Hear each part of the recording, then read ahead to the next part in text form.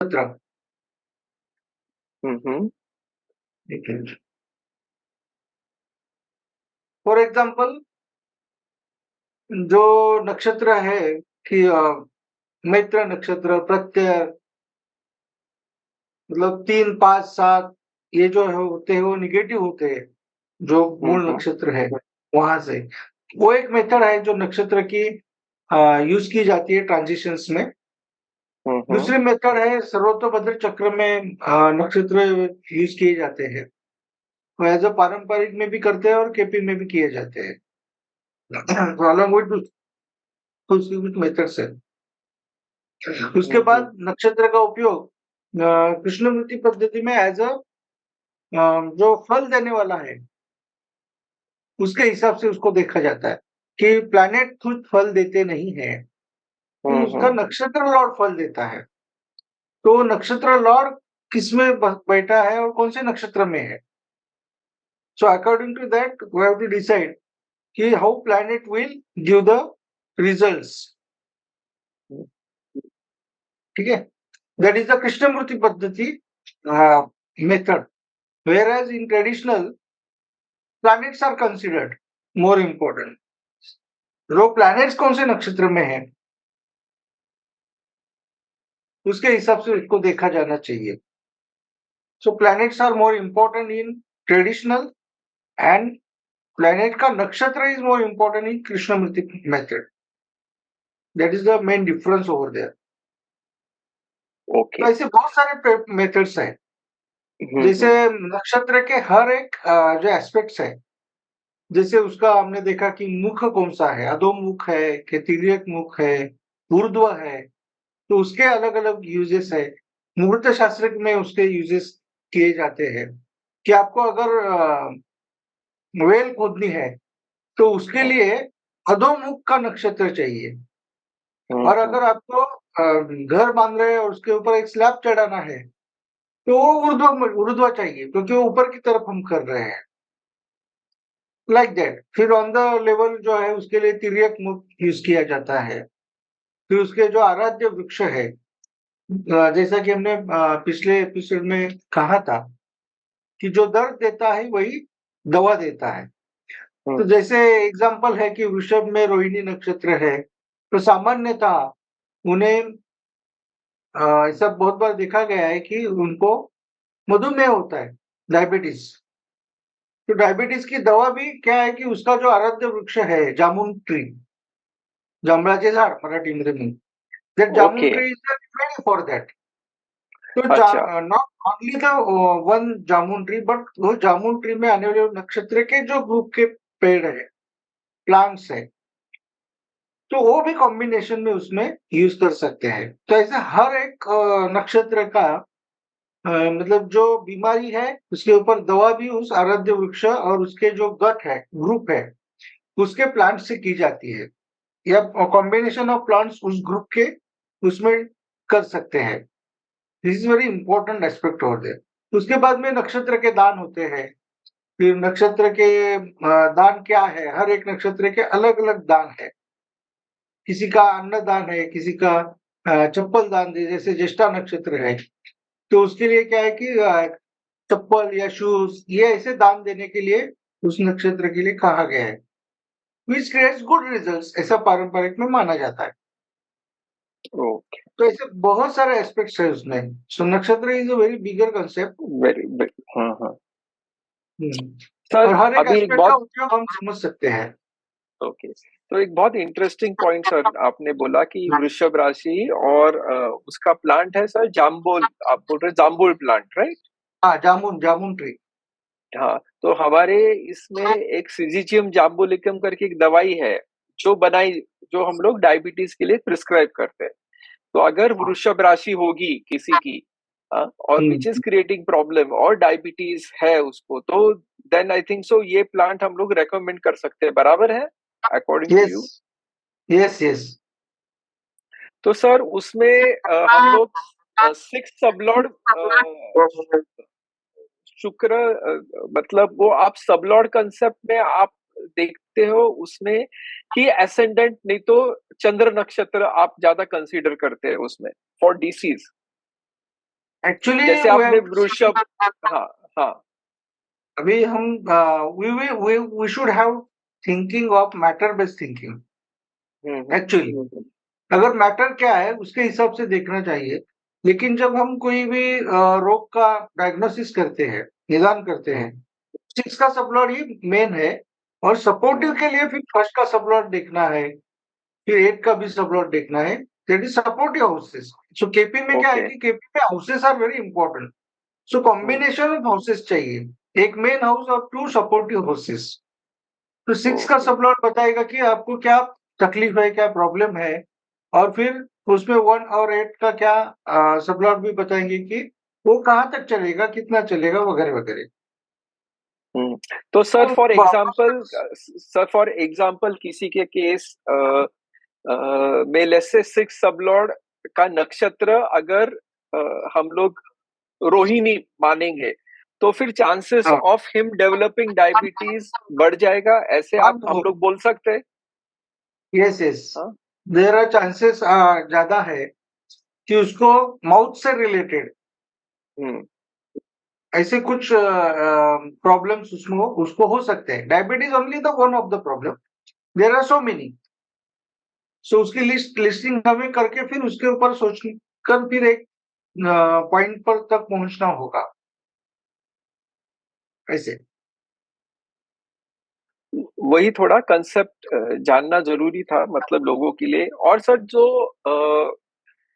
हम लोग बोलते हैं पारंपरिक के प्रेडिक्शंस ने, तो पारंपरिक से अगर हम लोग कोई प्रेडिक्ट करते हैं डिसीज के, तो केपी प्रेडिक्शन में वो हम लोग और डिटेल्स में बोल सकते हैं वो चीज के बारे में, ऐसे क्योंकि दोनों में रिजल्ट सिमिलर होने चाहिए ना आइडियली, कि नहीं, जो देखिए दोनों पारंपरिक और जो केपी में।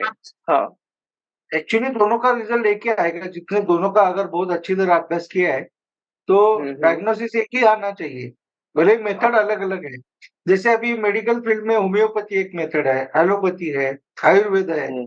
यूनानी है, हम्म। बहुत सारे हैं। लेकिन हम्म। तो उनका जो डायग्नोसिस सबका एक आना चाहिए। भले दवाई थोड़ी सा अलग अलग डिफरेंट हो सकते हैं कॉम्बिनेशन में, हम्म। लेकिन डायग्नोसिस तो एक ही आना चाहिए ना। Okay like okay, that that is a, KP हाँ मेथड है, वो मोर माइक्रो लेवल पर काम करती है। तो स्पेसिफिकेशन उसमें बहुत ज्यादा है compare to the traditional one. Traditional. और सर और ये इजी केपी है, में कम, हाँ, केपी में कंपैरेटिवली चीजें इजी हो जाती है क्योंकि अपने को सॉफ्टवेयर में डायरेक्टली सिग्निफिकेटर्स दिख इजी दिख है, जाते हैं। इजी सो है। दैट, हाँ, सो दैट इज व्हाई केपी ज्यादा कंपैरेटिवली स्टूडेंट्स के लिए भी इजी हो सकता है। एंड सेकेंडली प्रश्न कुंडली के लिए भी according to you KP is a more accurate method, because ये तो फिर 2 घंटे के इंटरवल में कोई भी बंदा आएगा, उसका हर एक का प्रश्न सेम ही रहेगा। लेकिन अभी इसमें हम जो प्रश्न होगा वो हर मिनट्स में भी चेंज हो सकेगा। बराबर है सर? यस मतलब ये थोड़ा यस क्लियर यस करना था। Yes. KP is very easy to understand और easy to apply also. Hmm. Otherwise tradition में आपको अगर एप्लीकेशन करना है तो बहुत कुछ सीखना पड़ेगा। मतलब 16 प्रकार की वर्ग कुंडलियां है, उसके बाद में 350 से 400 प्रकार के कम से कम योग सीखने होते हैं। योग सीखने, हाँ। बहुत सारे, मतलब बहुत सारे कॉम्बिनेशन उसमें बहुत ज्यादा है। वेयरएज केपी में यूज करना बहुत इजी है। एक सिग्निफिकेटर टेबल आपके सामने आ गया, you will come to know कि which planet is creating which houses preferably. फिर आपके पास वो सब टेबल रेडीमेड आते हैं तो हाउसेस पता चलते हैं तुरंत। So it is more accurate. और मैथमेटिकल कैलकुलेशन तो आज एकदम रेडीमेड मिलते हैं। Hmm. It is always easy to apply. खाली सर अप्लाई मतलब, कैसे करना है, दैट इज द हाँ, problem, that is we have to learn how to apply. Okay sir, क्योंकि यही क्वेश्चंस आ रहे थे, 2-3 जनों ने जो मुझे प्राइवेटली पूछे कि बाबा how do we use it. मैंने वही बोला कि बाबा सर से मैं पूछता हूँ कि बेसिकली इट इज सीधा अपने को सॉफ्टवेयर में रिजल्ट्स मिल जाता है, और उसमें फिर योग है, उच्च नीच है, वो सब देखने की जरूरत नहीं है। ओनली जरूरत नहीं है। वी हैव टू अंडरस्टैंड कस सब लॉर्ड्स अपने को देखने पड़ेंगे, और फिर नक्षत्र उसके। एंड वो जो टेबल हाँ, वो आता है वो भाव दशा के साथ, दोष दशा के साथ उसको कोरिलेट करना पड़ेगा। इट इज भाव सेंटर्ड मेथड है ना, तो भाव उसमें बहुत ज्यादा इंपॉर्टेंट है rather than planet. rather than planets.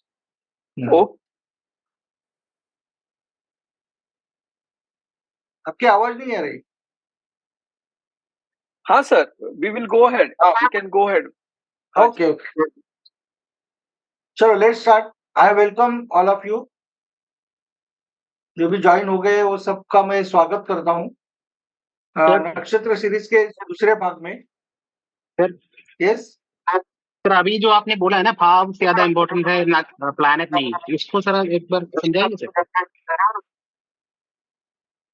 मतलब प्लैनेट जो भाव निर्देशित करते हैं ना, वो भाव के combinations are more important in the Krishnamurti method, ऐसा उसका मतलब है. Houses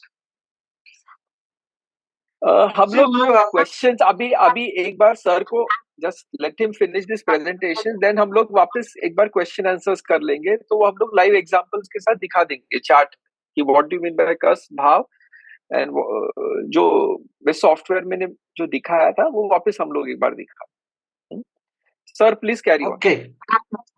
yes, thank you. See अभी एरीज में, लियो में और सैजिटेरियस में 13° 20 कला से 26:40 तक शुक्र के नक्षत्र है.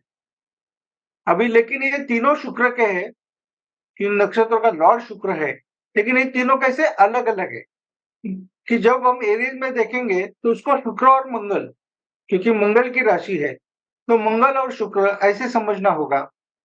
When we will see in Leo, तो हमें रवि और शुक्र ऐसे समझना होगा. And when we will see in Sagittarius, तो गुरु और शुक्र ऐसे समझना होगा.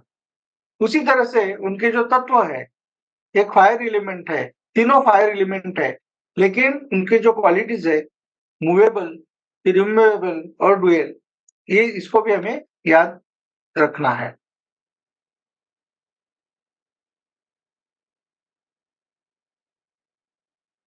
सी दिस इज हाउ 360 डिग्री का जो ये है, उसको ऐसे डिवाइड किया जाता है.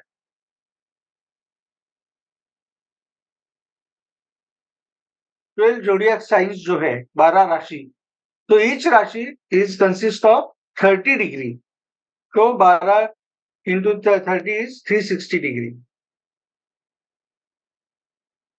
सी दीज आर द राशि की जो साइंस है, वो आकाश में किस तरह से दिखते हैं. सी एक आकृति है कि उस आकृति के जैसे दिखते हैं वैसा उन्हें नाम दिए गए हैं, वैसे चिन्ह दिए गए हैं. जैसे लिब्रा है तो वो तराजू का चिन्ह है, लियो है तो वो शेर जैसा ऐसा दिखता है, तो इसके लिए उसको लियो कहा गया है, लाइक दैट. स्कॉर्पियो है तो बिच्छू जैसा उसका एक आकार दिखता है आकाश में, तो इसके लिए उसको वह चिन्ह दिया गया है. So combination of stars is called as the zodiac sign, और ये हम रात में देख सकते हैं.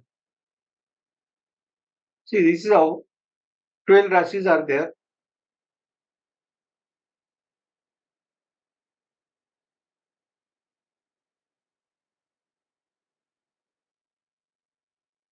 तो उसमें 30 डिग्री की एक एरीज राशि है, जिसमें 3 नक्षत्र आते हैं. 2 पूरी तरह से आते हैं, एक पद नक्षत्र बोलते हैं उसको, कि जो एक ही उसके जो चारों पद उसमें आ जाते हैं, और कृत्तिका का एक नक्षत्र लास्ट में आ जाता है.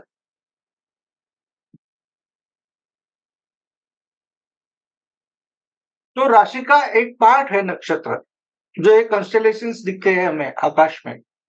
आजकल तो हम मोबाइल में लाइवली देख सकते हैं, इसके सॉफ्टवेयर होता है नए नए मोबाइल में, तो लाइवली हमें सब आकृतियां देखने को मिलती है. उस नक्षत्र में जो भी कंस्टेलेशंस, फिक्स स्टार्स है, वो भी वहां पर देखने को मिलते हैं, और हर किसी को नाम दिए गए हैं, हर नक्षत्र को.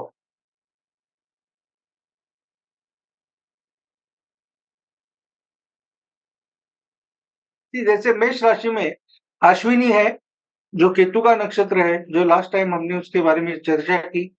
और आज भरनी नक्षत्र, जो 13 अंश 20 कला के आगे 26:40 तक है, तो उसके बारे में चर्चा करने वाले हैं।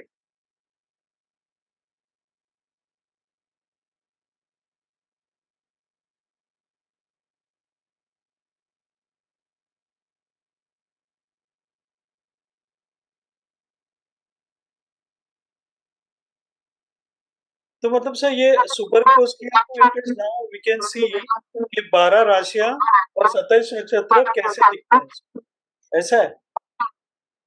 यस। ओके। हर एक राशि में 3 नक्षत्र होते हैं। ये इसमें दिखाया गया है, अभी वो तो बाद में आएंगे। Today we will learn about the Bharani, Purva Phalguni and Purvashadha, मतलब Aries, then Leo, then Sagittarius, जो यहाँ दिख रहे हैं हमें। तो उसमें जो शुक्र के 3 नक्षत्र है, तो वो अलग-अलग कैसे है, उसके बारे में देखेंगे। पहला जो है वो भरनी नक्षत्र है। ये जो चित्र है, इसे आप समझ गए रहेंगे कि ये यम का चित्र है। घोड़े पर बैठकर जो यम आता है, उस यम का चित्र है, और यम इस नक्षत्र की देवता है, देवता मानी गई है। अभी यम के बारे में हम देखते हैं कि महारानी कुंती जी को जो धर्मराज नाम का पुत्र जन्म हुआ था, तो वो यम का पुत्र था कि कोई मंत्र जो उनको देके गए थे ऋषि जी, तो उस मंत्र से जो उन्होंने चैंटिंग की, तो पहले कर्ण हुआ था, फिर बाद में जब वो उन्होंने चैंटिंग की तभी शादी के बाद में धर्मराज हुआ था। तो ये यम का पुत्र माना गया है। इसीलिए यम धर्म, यम नियम ऐसे हम कहते हैं। तो धर्मराज युधिष्ठिर जो महाभारत के एक प्रमुख पात्र थे, पांडवों में सबसे ज्येष्ठ थे 5 पांडवों में, तो इनका यह भरनी नक्षत्र था मेष राशि में। तो इनको इनकी जो मेंटालिटी कैसी होती है कि शॉर्ट टर्म में बहुत बड़ा गेन इनको चाहिए, ऐसी मेंटालिटी होती है। इसके लिए उनको एक जुआरू वृत्ति के होते हैं। वो युद्ध खेलेंगे, जुआ खेलेंगे, अगर आज के ज़माने में बहुत सारा शेयर मार्केट में बहुत ज़्यादा पैसा डालेंगे, तो शॉर्ट टर्म में एकदम शॉर्ट टाइम में इनको बहुत बड़ा धन चाहिए, ऐसी इनकी मानसिकता होती है। किसकी? भरनी नक्षत्र की। और हम सब जानते हैं कि महाभारत में जब युधिष्ठिर ने युद्ध खेला था, तो युद्ध में वो सब कुछ हार गए। उनका राज चला गया, जितना संपत्ति था, ज्वेलरी था, वो सब चला गया। वो सब जाने के बाद में उन्होंने अपने भाइयों को भी उसमें दांव पे लगा दिया, और वो सब होने के बाद में अपनी पत्नी को भी दांव पे लगा दिया, और सब कुछ वह उसमें गवा चुके थे। तो अगर ये भरनी नक्षत्र बिगड़ा हुआ है, तो ऐसी नौबत उनकी जिंदगी में, ऐसे व्यक्ति की जिंदगी में आ सकती है कि वह इस जुआरी वृत्ति की वजह से, गैम्बलिंग एटीट्यूड की वजह से, बहुत ज्यादा रिस्क लेने के चक्कर में, जल्दी एकदम रिच होने के चक्कर में सब कुछ गवा सकते हैं। So they have to be very careful over there. तो उनको एक एडिक्शन जैसा हो जाता है। वो they are very materialistic in life. देखिए, वीनस जो भी है ना, शुक्र, वो पंचतत्व का ग्रह है। तो पंचतत्व का ग्रह मतलब जो पंच ज्ञानेन्द्रिय द्वारा जो भी भोग लिए जाते हैं, तो वो सभी उसे चाहिए होते हैं। उसे अच्छा खाना चाहिए, अच्छा कपड़ा पहनने को चाहिए, सब कुछ एकदम अच्छा चाहिए, भोगवादी वृत्ति उसकी होती है। और शुक्र अपने आप में, हम सब जानते हैं कि शुक्राचार्य ये दानवों के गुरु थे, जिनको संजीवनी विद्या आती थी। तो शुक्र यह मटेरियलिस्टिक लाइफ का कारक है, लेकिन वो सौख्य निर्माण करने वाला है। तो हमारे जीवन में मटेरियलिस्टिक लाइफ में जो भी सौख्य है, वह देने वाला शुक्र होता है, जो पंच तत्व के द्वारा वो भोग भोगते हैं। अभी इनके जो स्पेशलिटी है कि वो काम तो बहुत जोर शोर से शुरू करते हैं भरनी नक्षत्र वाले, लेकिन बीच में ही आधा अधूरा छोड़ दे सकते हैं। इसीलिए वो काम शुरू करने से पहले ही उनको क्या करना चाहिए, पूरी तरह से सोचना चाहिए कि ये काम मेरा कैसे यशस्वी होगा, उसके लिए प्रॉपर प्लानिंग करने की ज़रूरत होती है। तो अगर ये उन्होंने किया तो वो सक्सेसफुल होते हैं। भरने का मतलब होता है टू फिल और सेव सिक्योरली। तो फेमस पर्सनैलिटी इसमें कौन-कौन सी है? दादा साहेब फाल्के जी है, शरद पवार साहब है, धर्मेंद्र जी है, विलियम शेक्सपियर जैसे कवि है, कार्ल मार्क्स है और हमारी महान एक गायिका आशा भोसले जी है। तो ये सब अलग-अलग एक नाम है। जैसे कार्ल मार्क्स ने सोसाइटी के लिए काम किया, अन्याय के विरुद्ध वो लड़े और पूरे जो वर्कर लोग हैं दुनिया भर के, उनके लिए एक बहुत युग प्रवर्तक काम उन्होंने करके गए। उसी तरह से हम सब जानते हैं कि दादा साहेब फाल्के साहब जिनके नाम से अभी अवार्ड दिया जाता है, हाल ही में माननीय वहीदा रहमान जी को यह अवार्ड दिया गया।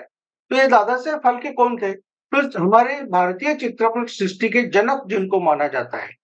कि इन्होंने भी जैसे युधिष्ठिर ने सब कुछ अपने इसमें हारा हुआ था जुए में, तो इन्होंने जुआ नहीं खेला, लेकिन जुए जैसी रिस्क ली कि फ़िल्में बनाने के लिए इन्होंने सब घर-द्वार सब पत्नी के गहने, बर्तन भी बेच के आए थे।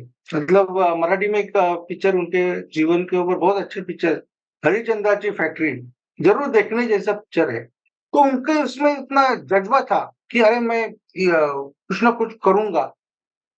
तो इसके लिए वो लंदन गए, वहाँ से सीख के आए। सो बहुत एक डेडिकेटेडली काम करने वाले लोग भी यहाँ पर होते हैं। और शरद पवार साहब जो सोसाइटी में, समाज में इतना उनका नाम है और समाज से जुड़े हुए हैं इतने सालों से कि 60 साल के आस-पास उनका अभी करियर पॉलिटिकल इसमें है। धर्मेंद्र जी है, जिनका बहुत लंबा करियर फ़िल्म लाइन में है और विलियम शेक्सपियर जो एक महान कवि के रूप में उनको हम सब जानते हैं। आशा भोसले जी है, जो कि एक महान गायिका है। तो इस तरह से भरनी के बहुत सारे फेमस लोग हैं कि जिनमें शुक्र का हमें अंतर्भाव दिखता है। शुक्र is equal to the style. Style होती है उनमें, वो खुद की एक अलग स्टाइल बनाते हैं और वो उनकी जो अलग एक स्टाइल है, वही उनको क्या करती है, फेमस करती है। जैसे धर्मेंद्र जी की जो डायलॉग डिलीवरी है, वो उनकी एक अलग स्टाइल बना दी। मतलब वो गालियाँ भी देते थे पर्दे पे, तो भी लोग तालियाँ बजाते थे, ऐसा होता था। तो that style is very important in Shukra nakshatra. तो इस तरह से they are very good project planner है। दे फाइट अगेंस्ट इनजस्टिस, अन्याय के खिलाफ हमेशा वो क्या करते हैं, आवाज उठाते हैं और वो क्रांतिकारक होते हैं, सोशल रिफॉर्म्स लाते हैं। जैसे शरद पवार साहब ने बहुत सारे सोशल रिफॉर्म्स लाए हैं हमारे सिस्टम में। तो कार्ल मार्क्स का उदाहरण है कि उन्होंने बहुत सारे रिफॉर्म्स लाने के लिए कितना बड़ा आंदोलन किया, अपनी पूरी जिंदगी उसमें लगा दी। तो इस तरह से they are very romantic and fond of fashionable clothes and jewellery also. अभी इसकी एक जो माइथोलॉजिकल स्टोरी है, वह ऐसी है कि यम और यमी ये दोनों भाई-बहन थे, जुड़वा थे। और जब सृष्टि का निर्माण होने के बाद में मरने वाला पहला व्यक्ति ये यम था, ऐसे कहा जाता है। So he is considered as the king of पितृस या एंसेस्टर्स, लॉर्ड ऑफ जस्टिस, जिसको वहां उनको बनाया गया।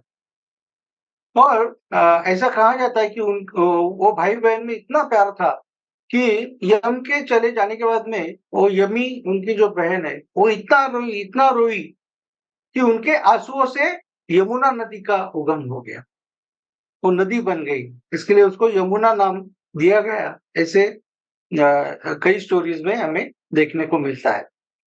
These people are very good astrologers, psychologists, जज, लॉयर्स और होटल इंडस्ट्री में, गारमेंट में, फैक्ट्री में काम करने वाले हो सकते हैं। पित्त इनमें क्या अग्नि तत्व में है और चर अग्नि है, तो इनमें पित्त तत्व बहुत ज्यादा होता है। हेड और सोल ऑफ जो फुट है, यह अवयव निर्देशित करता है। अभी इनके वीकनेस क्या है कि they may be addicted to the sex, sexuality इनमें बहुत ज्यादा हो सकती है, या ड्रग्स में वो एडिक्शन उनका हो सकता है। इसके लिए ऐसे व्यक्ति के बारे में सावधान रहना होगा, क्योंकि वो जो बहुत महत्वाकांक्षी होते हैं, एम्बिशियस होते हैं, जब उनकी एम्बिशन पूरी नहीं होती तो फिर वो एडिक्टिव व्यसन की तरफ चले जाते हैं। फिर शराब होगा, ड्रग्स हो गए, सिगरेट होगा, एटसेट्रा। तो कहीं भी क्या होता है कि जब एक्शंस और आपके इमोशंस जब वो साथ-साथ नहीं चलते और उनमें बहुत बड़ा गैप होता है, जैसे आपके इमोशंस आपके सपने बहुत बड़े हैं और एक्शंस बहुत छोटे हैं, तो उसमें बहुत बड़ा गैप हो गया, तो वो सपने साकार नहीं होंगे, आपके इमोशंस भावनाएं जो है वो पूरी नहीं होंगी। तो उसकी वजह से वो जो गैप है ना, that gap is called as the again the cause of the disease. This is very important thing. तो ऐसा इनके बारे में हो सकता है, बिकॉज ऑफ मंगल और शुक्र के हार्मोनियल प्रॉब्लम्स भी हो सकते हैं।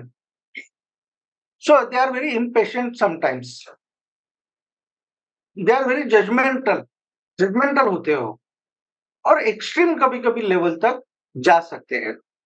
वो आइडियलिस्टिक भी होते हैं, तो उनके आइडियलिज्म में इतना आइडियलिस्टिक हो जाता है कि वो प्रैक्टिकलनेस भूल सकते हैं। जैसे हमने युधिष्ठिर, धर्मराज युधिष्ठिर के बारे में देखा कि वो यम नियम पालने वाले थे, कायदे पालने वाले थे, सत्यवादी थे, एक आदर्शवादी व्यक्ति थे, लेकिन उसके कारण बाकी लोगों को सफर होना पड़ता है, फैमिली को सफर होना पड़ता है, and they are always connected with the wars और रिवोल्यूशनरी एक्टिविटीज में वो हमेशा खुद को कनेक्ट मानते हैं। सो दिस भरणी नक्षत्र पीपल आर वेरी गुड। एक जो अच्छी उनकी एक साइड है, उसमें वो बहुत अच्छा रहते हैं, सोसाइटी के लिए काम करते हैं, लेकिन अगर निगेटिव हो जाएंगे तो निगेटिव पॉइंट्स भी हमको समझने चाहिए। उनकी जो टेंडेंसीज है वो समझनी चाहिए। अगर ये टेंडेंसीज किसी भी नक्षत्र को नक्षत्र की हमें समझ में आई, तो उनको क्या प्रॉब्लम हो सकती है या क्या प्रॉब्लम हुई है, ये ढूंढने में बहुत आसानी होती है।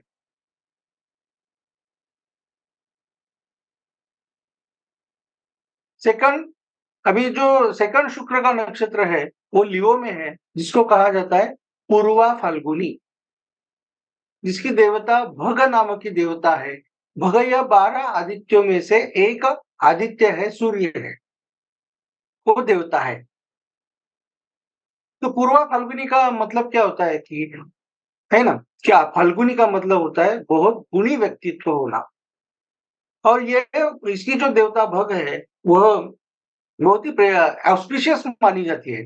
आदित्य से जुड़े होने के कारण वो गॉड ऑफ वेल्थ है, मनी है, और इनहेरिटेंस उसको सब कुछ मिलता है। तो इसकी भी एक स्टोरी है कि जब राजा दक्ष जो प्रजापति के पुत्र थे, एक यज्ञ प्रारंभ किया था, और शिव पुराण में यह कथा है। तो यह उस यज्ञ में उसने सभी को बुलाया, लेकिन उसका जो जामात था, जमाई राजा था, वो शंकर जी को उसने नहीं बुलाया, और पार्वती उधर गई थी और सभी मेहमान लोग आए थे। लेकिन जब पार्वती को पता चला कि उसने अपने जमाई राजा को नहीं बुलाया, तो उसने कमिटेड सुसाइड, ऐसे एक उसमें कथा है।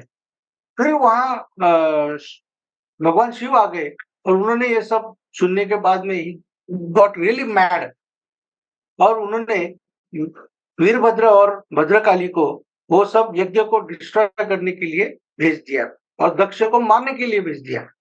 और वीरभद्र ने क्या किया कि आते ही जो भगव उस यज्ञ के पुरोहित थे, यज्ञ करने वाले, वो उनको अंधा कर दिया, उनकी आंखें निकाल दी।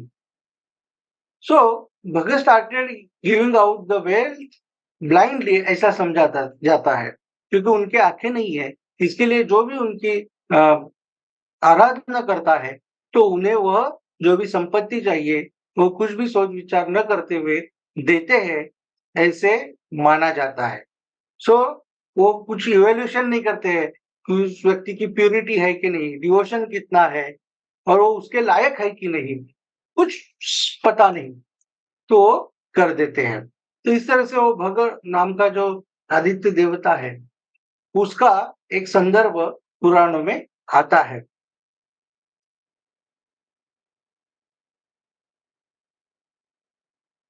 फाल्गुनी का दो जो शब्द उसमें है, फल और गुनी। फल मतलब क्या? फ्रूट, या जो भी हमें फल मिलता है किसी भी चीज के करने के बाद में, वो फल है। और गुनी मतलब गुनाज और द क्वालिटीज। इसके लिए फाल्गुनी में जो कंस्टेलेशंस है, दो फिक्स स्टार बहुत इंपॉर्टेंट माने गए हैं। दे आर वेरी इंपॉर्टेंट, जो रिप्रेजेंट करते हैं उस नक्षत्र को। अभी सिंबलाइज का इसका जो समझने के लिए रिलैक्सेशन और relaxation place where you can enjoy the fruit of one god deeds. मतलब नक्षत्र, इस नक्षत्र के जो लोग हैं, वह जो डिजायर करते हैं, वो मटेरियलिस्टिक लेवल में उनकी डिजायर्स बहुत ज्यादा होती है। लेकिन उनका जो लक है, फॉर्चून है, वह उनके पर्सनल क्वालिटीज के ऊपर डिपेंड करता है। एक पहली बात तो है पूर्वा फाल्गुनी है। पूर्वा मतलब क्या? जो पूर्वायुष्य है, उनका जन्म ही सदन घर में होता है, तो उनको ज्यादा संघर्ष बचपन में करना नहीं पड़ता है, तो अच्छा परिस्थिति मिल जाती है। खाने पीने के ऐसे कुछ वादे नहीं होते हैं, कुछ प्रॉब्लम नहीं होते हैं, तो पूर्वायुष्य में उनको कुछ प्रॉब्लम नहीं होते हैं टिल द मिडिल एज। पूर्वायुष्य में उनका बहुत अच्छा चलता है, इसके लिए उसको पूर्व फाल्गुनी ऐसे कहा जाता है। मतलब पूर्वायुष्य में अच्छा फल देने वाला, ऑस्पिशियस और बिना संघर्ष का जीवन व्यतीत करने वाला, आनंदी जीवन देने वाला, ऐसा ये नक्षत्र है।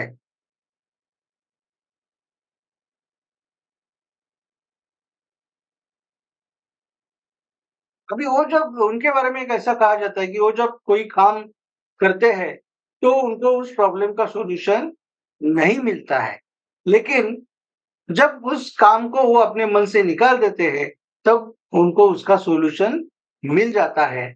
ऐसा इस नक्षत्र के बारे में कहा जाता है। भगई ये जो देवता है, तो उसका जो नक्षत्र का जो दान है, वो अन्नदान ऐसे कहा गया है। तो इन्होंने अन्नदान करना चाहिए, वो उनके लिए अच्छा होगा। तो 12 आदित्य में से एक भग है।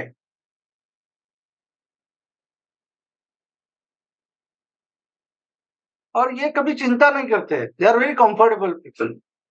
तो फिजिकल पॉइंट ऑफ व्यू हो, मेंटली पॉइंट ऑफ व्यू हो, तो जो दिन आया उसको एकदम आनंद से जिएंगे।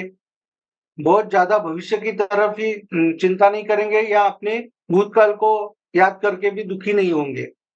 दे आर लकी पीपल और they are very happy people, happy and enjoy. ऐसे शुक्र का इसमें हमें संदर्भ दिखाई देता है। और इस नक्षत्र में इसका एक स्पेशलिटी है कि ये नक्षत्र जो इनको जो सक्सेस मिलता है, चाहे वो स्पोर्ट्स में हो या किसी करियर में हो, तो प्रदेश के या कंपनी में मिलेगा, या तो मल्टीनेशनल कंपनी जो यहाँ पे है, तो वो मल्टीनेशनल कंपनी में मिलेगा which is connected with the foreign. ऐसे इसमें उनको सफलता अच्छी मिलती है। फॉर एग्जाम्पल, समझो कोई स्पोर्ट्स पर्सन है, तो जो प्रदेश में खेले जाने वाले जो प्रसिद्ध खेल है, तो उनमें उनको सफलता मिल जाती है। हमारे देश के खेल खेलने जाएंगे तो उसमें सफलता नहीं मिलेगी।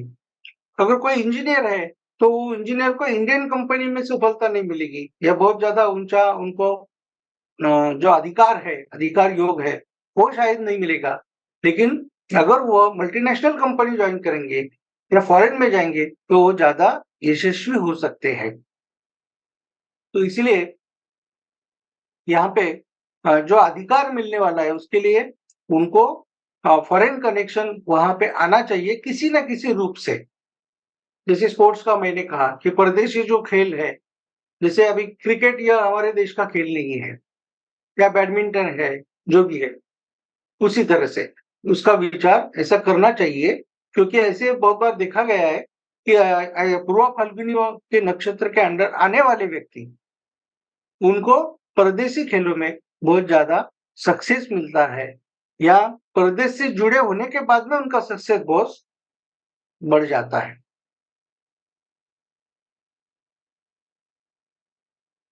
और शुक्र, हमने कहा कि शुक्राचार्य है जिनको संजीवनी विद्या ज्ञात थी, तो उसका शुक्र ये होने के कारण ये भी क्या है, रिचार्जिंग करता है खुद को।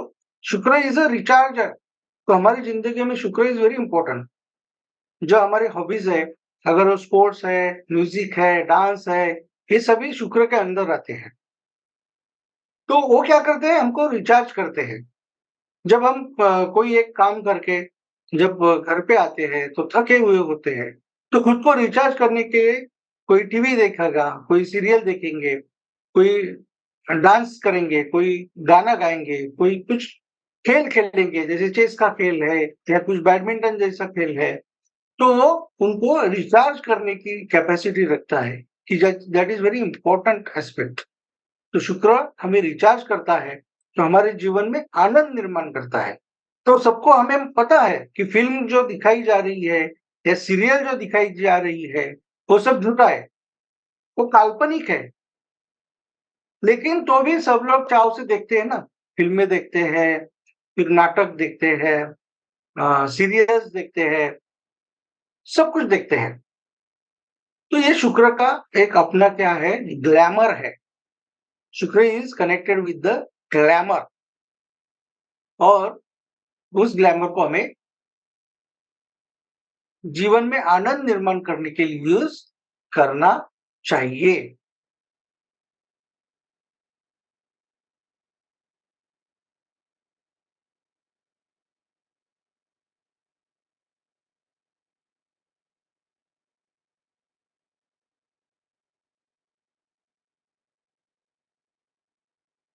तो बहुत सारे आर्टिस्ट या स्पोर्ट्स पर्सनालिटीज इस नक्षत्र में आते हैं, बड़े बड़े म्यूजिशियंस आते हैं, क्योंकि सिंह राशि है क्या है, एक कलाकार की राशि है या स्पोर्ट्स पर्सन की राशि है, जिसमें परफॉर्मिंग आर्ट या आपका जो भी परफॉर्मेंस आता है, तो उसके लिए इस राशि में शुक्र अगर होगा तो they become very stylish player. तो उनकी जिंदगी में वो एक बड़े स्टाइलिश प्लेयर बन जाते हैं, स्टेफी ग्राफ जैसे स्टाइलिश प्लेयर, जैसे टेनिस में हुआ करते थे। उसी तरह से बाकी खेलों में भी अनेक ऐसे स्टाइलिश खिलाड़ी देखे गए हैं।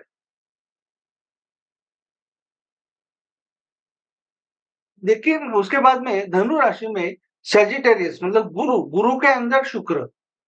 पहले हमने देखा मंगल के अंदर शुक्र, देखा ना लियो में, सॉरी एरीज में, तो मंगल शुक्र का संबंध देखा उसने।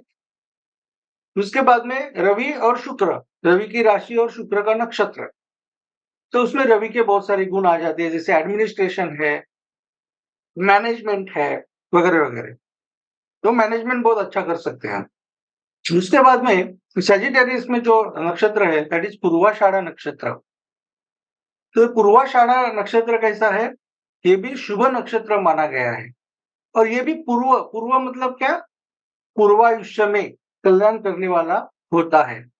तो इनका भी जो जन्म है वो अच्छे खासे खानदान में होता है, तो उनको ज्यादा स्ट्रगल नहीं करना पड़ता है।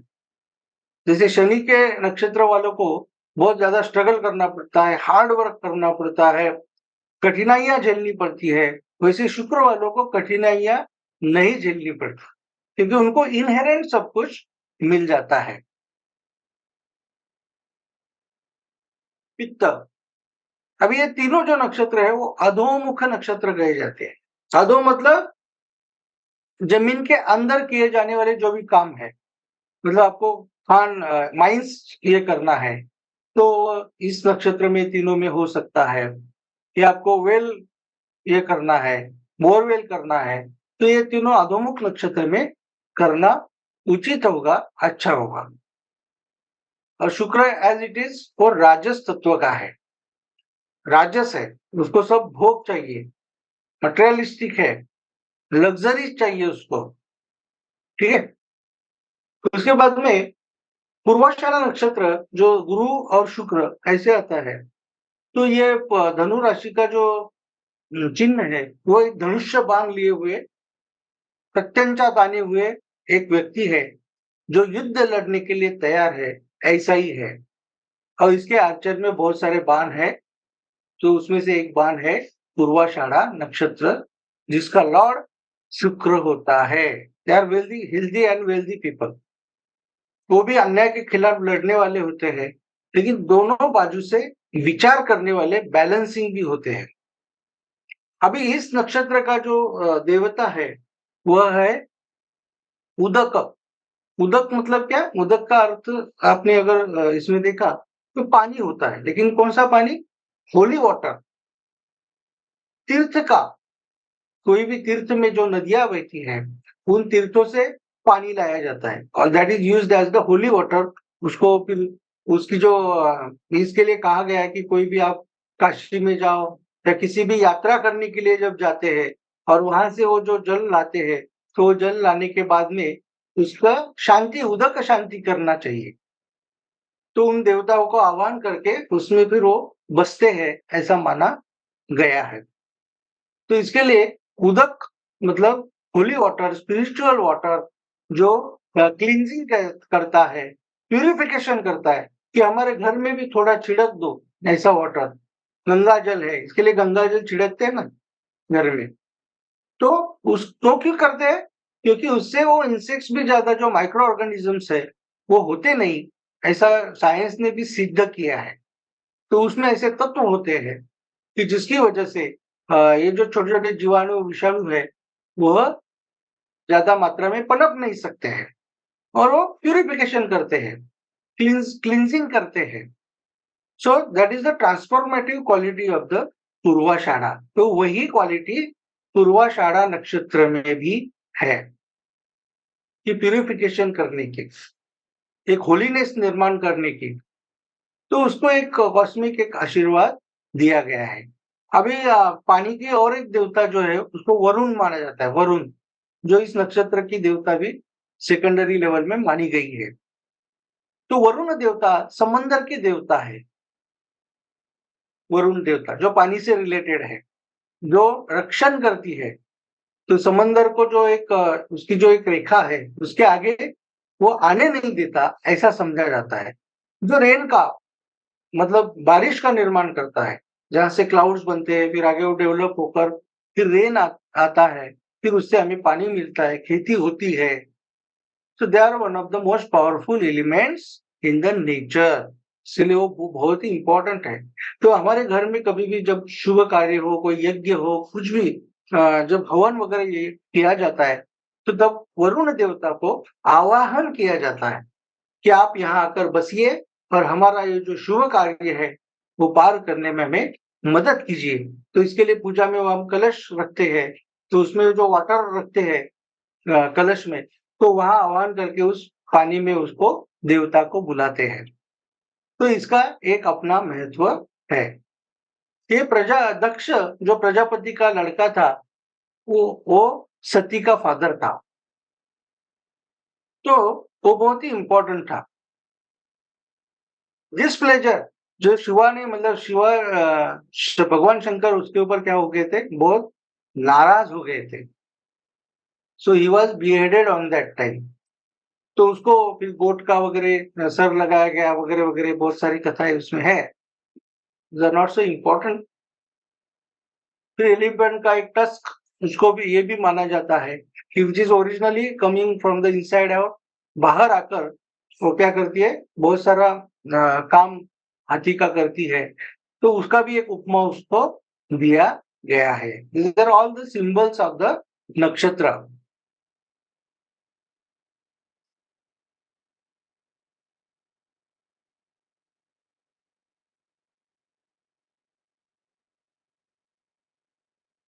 नहीं, स्पिरिचुअली देखा जाए तो they are spiritually but as well as materialistic. जैसे कई लोग होते हैं ना कि एक बड़ा सा आश्रम खोल के रखते हैं, फिर वहां एकदम एक व्यवस्था का निर्माण करते हैं, फिर वो आराम से लग्जरी में रहते हैं, तो उनको लेने के लिए भी हेलीकॉप्टर आता है, या एकदम बड़ी मतलब स्टैंडर्डाइज जिंदगी जीते हैं। तो वैसे पूर्वाषाढ़ा नक्षत्र के लोग वो हो सकते हैं कि जो स्पिरिचुअल है, लेकिन स्पिरिचुअलिटी में भी वो क्या करते हैं, अपनी एक अलग व्यवस्था का निर्माण करना चाहते हैं, वह उनकी क्या होती है, एक महत्वाकांक्षा होती है, एम्बिशन होती है। और अगर वो पूरी नहीं होती है तो फिर वो लोगों को फंसाने वाले बन जाते हैं। So that is also important point over here.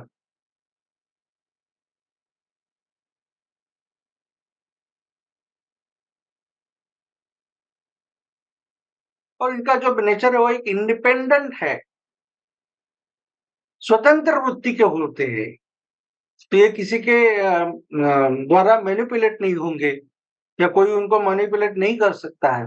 अपने स्वतंत्र वृत्ति और अपने खुद की एक फिलॉसफी लेकर ये चलते हैं। तो गुरु की राशि और शुक्र, ऐसे दोनों उसमें कॉम्बिनेशन होते हैं। जैसे नेपच्यून नाम का जो एक ग्रह है, वो गुरु और शुक्र और चंद्र, ये तीनों के कॉम्बिनेशन से बना है नेपच्यून। इसके लिए नेपच्यून को कभी-कभी बोलते हैं अरे फँसाने वाला है, या गूढ़ है, समझ में नहीं आता है, ये कैसा है। तो बहुत सारे लोग ऐसे दिखते हैं स्पिरिचुअल ऊपर से, लेकिन वो अंदर से बहुत मटेरियलिस्टिक होते हैं। दूसरों को बताएंगे अरे ये धन-दिन कुछ नहीं, किधर ऊपर लेके जाने वाला है, तो आप एकदम ये रहो। और लेकिन खुद लोगों से बहुत सारा पैसा माल जमा करेंगे, ऐसे भी हो सकता है। तो ये गुरु और शुक्र कॉम्बिनेशन हो वैसे हो सकता है। So they can be a very greedy people also. They are fearless, वो डरते नहीं किसी से और अपना काम एग्रेसिवली करते रहते हैं। दे लव म्यूजिक। शुक्र, कोई भी शुक्र रहेगा तो कला से आसक्त होता है, कला से बहुत प्रेम करता है।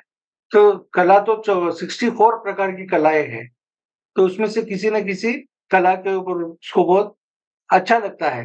अभी 64 कला में एक चौर्य नाम की भी कला है, मतलब चोरी करना, तो वो भी हो सकता है। दिस इज द जोक कि वो लेकिन उसमें वो मानी जाती है वो कला। तो बहुत सारी कला है, शिल्प कला है, चित्रकला है, बहुत सारी कलाएं हैं। तो उसमें वह कुछ न कुछ डेवलपमेंट चाहता है, करना चाहता है।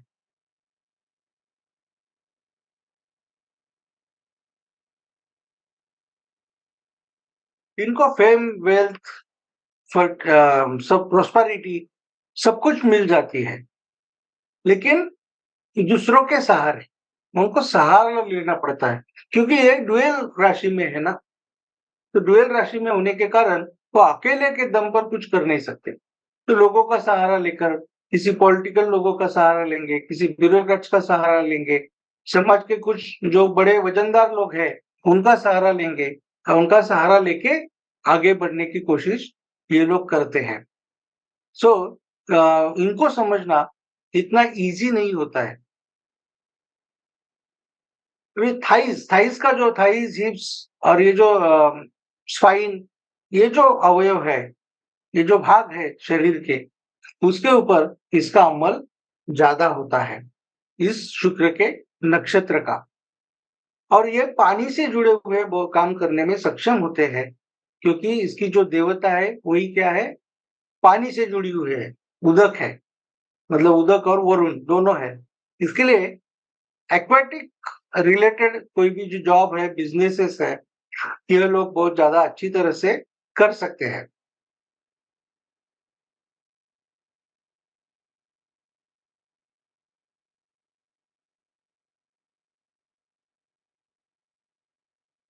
ये मोटिवेशनल फिलोसोफर हो सकते हैं।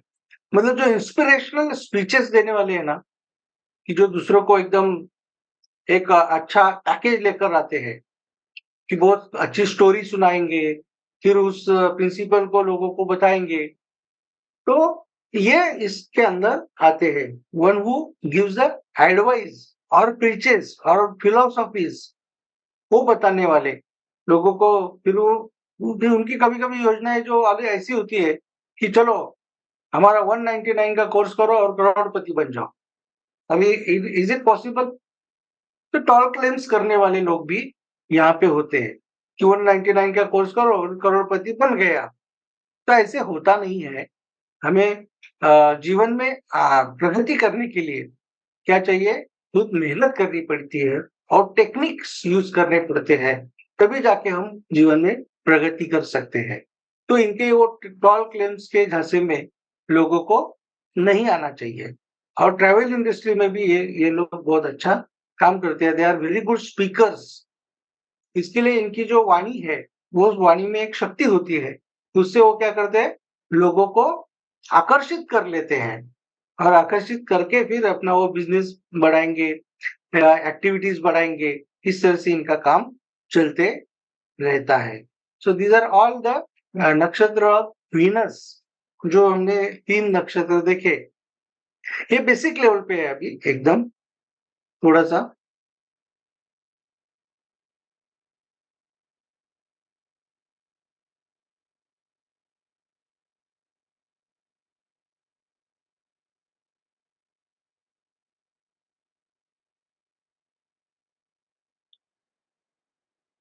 Okay, sir.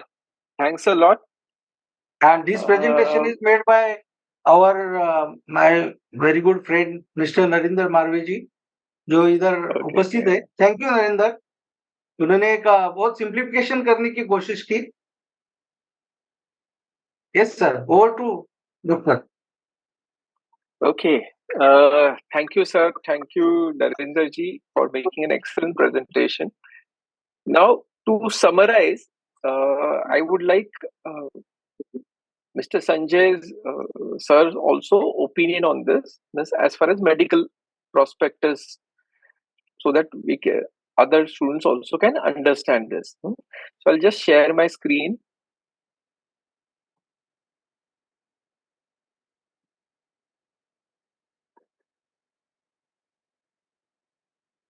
So this is basically what I have understood, sir, and which I would like to explain. So now first, medical perspective, if we think about, is Aries plus Venus. That is Bharni Nakshatra. So here, people who are born in Bharni Nakshatra, or who have ascended in Bharni Nakshatra, or moon in Bharni Nakshatra, will show the following characteristics which sir had explained. So the characteristics of Aries will be movable and a fast Rashi. It is dominated by Mars. So Venus must qualities, be very much disciplined. यम उसकी देवता है ना, तो Yemen यम मतलब क्या कि discipline और एक वक्तशीर होना चाहिए। और वैसे अगर वो रहेंगे तो दे आर सक्सेसफुल। अगर वैसे नहीं है तो उनको प्रॉब्लम्स है उसमें। Okay, so practically they should be like that only. So practically they have to be very disciplined, very meticulous. But now, being a fiery sign and being a sign of Mars, it is difficult for them. So they can go into vices, like gambling. Now, for example, for us, for doctors, if we have got Aries as 5th house and we have got Moon in Bharni Nakshatra. So again, I want to repeat, if some person is having Moon in Bharni Nakshatra and Aries is his 5th house. So like what we have understood, 5th house is related to gambling. So for such a person, he may get involved in gambling, or he may get involved in addictions.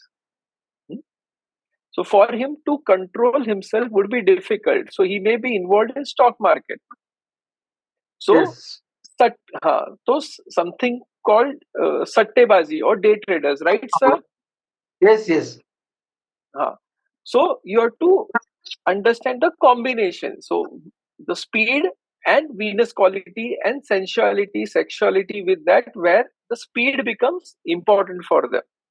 So this is what I understood as far as medicine is concerned, Bharni, right, sir? Yes. Okay. Now, so the thing would be, now we have got Aries and we have got Bharni Nakshatra again. So we have got psychosis, psychosyphilis. The miasm would be psychosyphilis. So where, let's say, if it is Aries in second Rashi and Moon second house and moon is in Bharani Nakshatra, then you can get thyroid disorders, especially hyperthyroidism more than hypothyroidism, because we need speed. So metabolism is going to be fast in such cases. So this is how we can correlate it for all houses when we have got moon in Bharani Nakshatra, and that house characteristic would be seen. So this could be an application. We will go into details in the next lecture. Miss, when I will take it up, only homeopathic point of view, I will try to explain it further. But this is something in very brief, so I don't want to take sir's time. Then second, we have got Leo and Venus, that is Sun plus Venus. So Sun natural zodiac is 5th house. So we have got sportsmen out here. And because it is a fixed sign, it is comparatively easy to control. Means the decisions would be fixed comparatively. So we have got medicines like palladium out here. Or a king who requires appreciation, a king who likes luxury, a king who likes gambling. But there could be control because he is a king. Right, sir? Yes, yes. Can we say like that? Okay. Now, one of the most important thing which sir told, the person got blind, right? Miss, you told sir that Story of Bhaga. Story of Bhaga, where he became blind.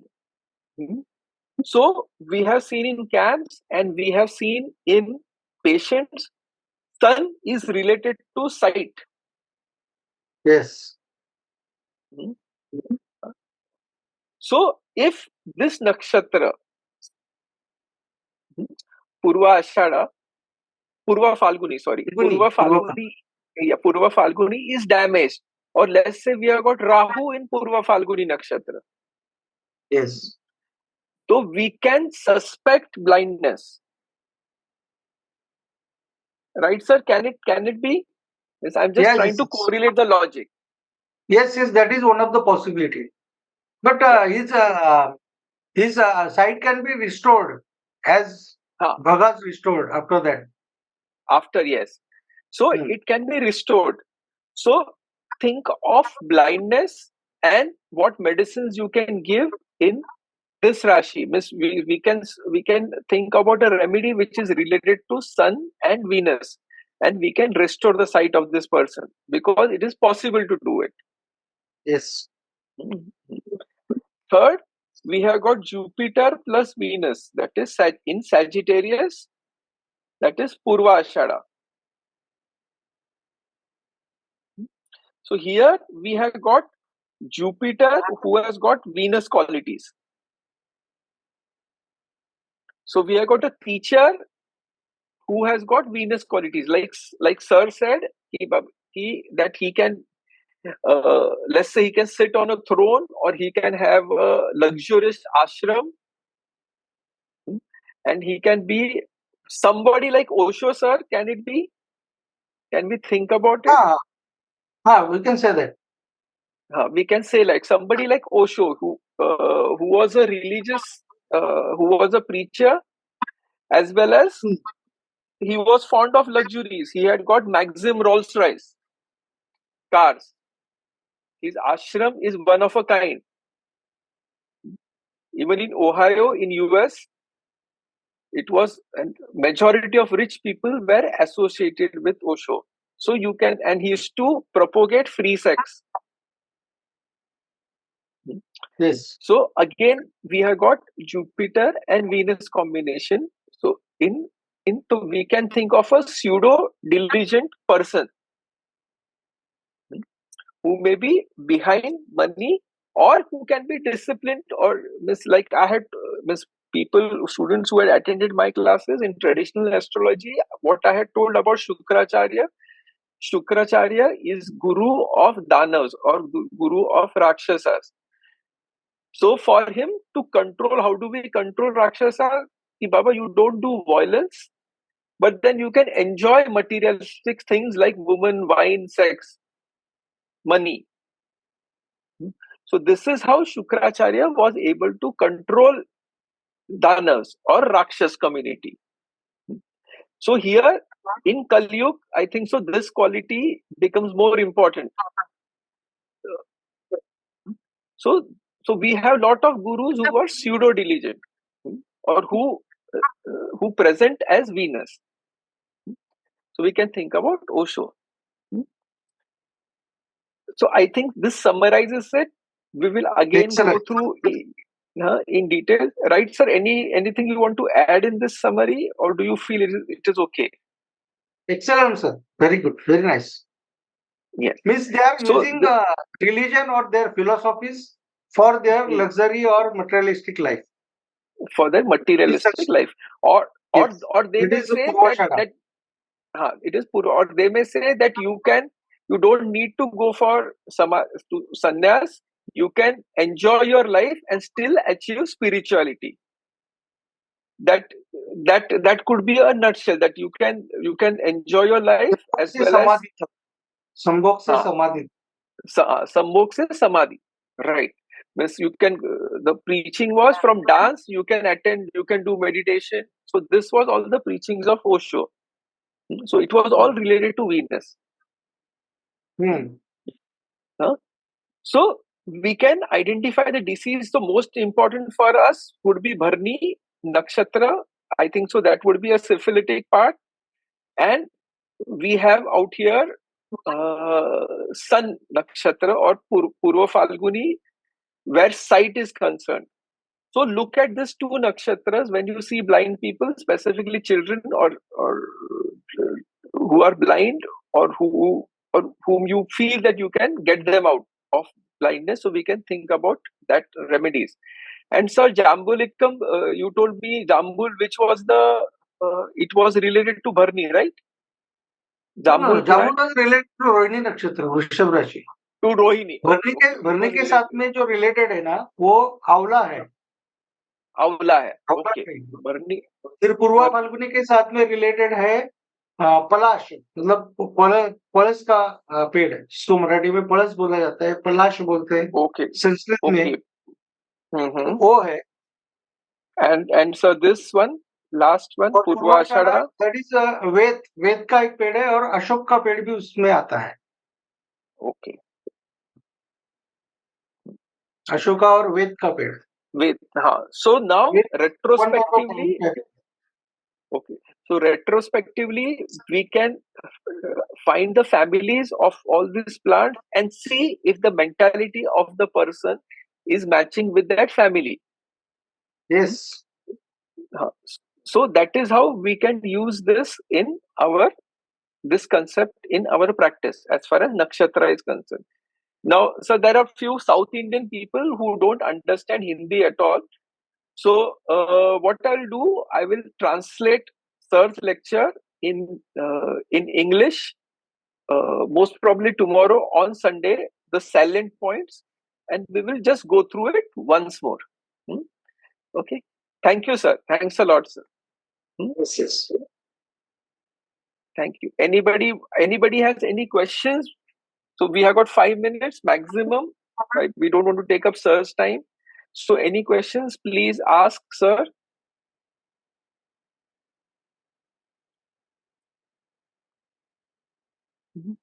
Or you can post it in the group and we can discuss it in the next lecture also. So first thing, like sir had said, KP is a very easier form of astrology where you don't consider yogas, where you don't consider exaltation, debilitation. The most important concept is of houses. Houses results are given by sublords, and planets results are given by nakshatras. And in the software, you see the planetary combinations. So we will, like I said, we will take up examples in future. Okay. Thank you, sir. Thanks a lot. Thank you, sir. Thanks all. Thank you. Good night to all. Good night. Thank you, sir. Thank you sir, good night. Good night sir. Good night sir.